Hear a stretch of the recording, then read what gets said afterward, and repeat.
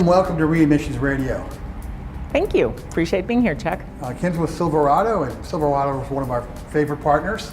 So why don't you tell the listening audience what exactly Silverado is doing to reduce readmissions? Well, I actually am very excited to be able to say that Silverado has been ahead of the curve in looking at readmission. Absolutely. But it was really from a quality of life standpoint. So for the past 18 years, since our founding, our initial founders all believed strongly that there could be significant quality of life despite a diagnosis of a memory impairing disease. And as more is known in terms of what a transfer to the acute hospital does to someone with memory impairment, it's a true quality of life issue. Absolutely. So we know that when older people that have a dementia get transferred, that they get more confused. They often will come back weaker. And then in addition, we'll often see skin issues we didn't have before because they've sat on a gurney for 12 hours perhaps in the emergency room. So from our standpoint, we always wanted to reduce readmissions for that reason. And so for 18 years, we have actually tracked our admissions to the acute and our transfers to the acute on a monthly basis. And so for all of our communities, that leadership in that community gets that feedback in terms of how is your readmission rate and how is your transfer to the acute rate. Very transparent. Yes, and the other piece about it is we have a lot of leadership that's quite competitive. Okay. So you do not want to be the community that has the highest readmission rate. So it's been great because they can kind of benchmark. And that process has really led to us having a industry-leading readmission rate. Our readmission rate is consistently across all our communities below 1%. That's incredible. It's in the 0.5, just like non-existent, just about. And even our transfer to the acute rate is like around 2.2 compared to national averages 6 and 7 times that. Yes. So when you think about it, it takes a lot to get to that point. From our standpoint, we put a lot into educating our leadership and our direct line staff in terms of if you walked into a Silverado community, you would know that they feel it's a personal failure if they have to transfer one of their residents because they love them and they know it's not going to be good for them to the acute. The other piece is that we educate in terms of the importance of a behavior and functional change. And so you probably know, Chuck, that Diella and Associates looked at all the Medicare beneficiaries in Rhode Island in 2009 in that study, and they compared someone with a dementia diagnosis with those Medicare beneficiaries without a dementia diagnosis, and they were 20% more likely to be readmitted. Yes. And so when you tend to think that dementia is a huge risk factor for a readmission, you have to take a real focused look.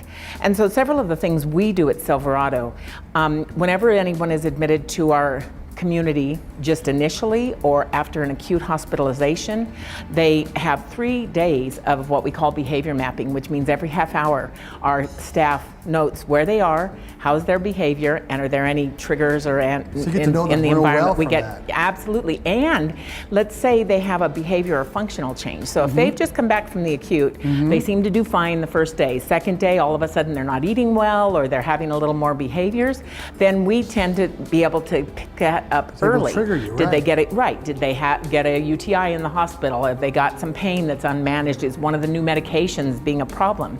So in managing dementia residents with any kind of, to try to avoid readmission, you have to really have some system in place to identify an early behavior or functional change. That is huge. Absolutely. So I would tend to say our education in terms of that a behavior and functional change means something, and that early identification. And then what we have with having medical directors for each of our communities, that really eases the getting of orders. Sure. We have protocols that are pretty consistent in terms of we can check a urine, not waiting 3 days for an order. The other piece that I think is huge in a dementia, with a dementia diagnosis is we have a social worker in each of our communities, and we have the ability. That is really rare in assisted living. It is, and and I'll tell you, our initial founders, Lauren, felt strongly that this is, it's a neurodegenerative process. Yes. And that social worker not only can help with the initial admission and that difficult transition, but in addition can help when you're dealing with long-term neurodegeneration, Ongoing, yes. appropriate expectations. You know, because everyone has to be educated in terms of what's an appropriate expectation for someone at a later stage in the disease. We have a real company-wide focus too in terms of quality of life, which led us to start our hospice service line.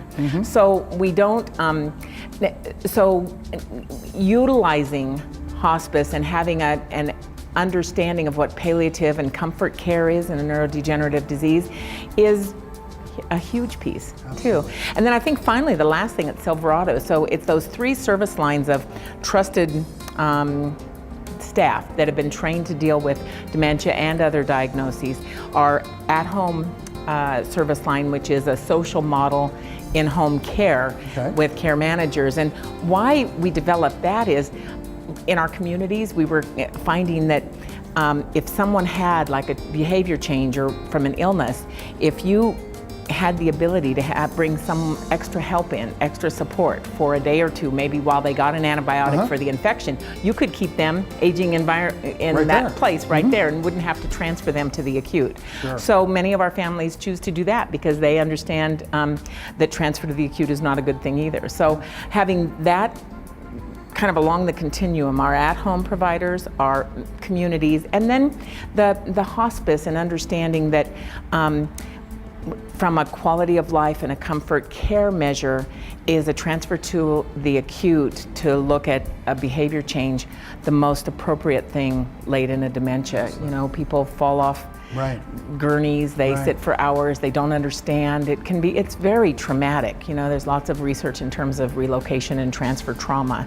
So we really try to do that. I think it's led to our numbers. Impressive numbers. So, Kim, thank you. Thank you, appreciate that.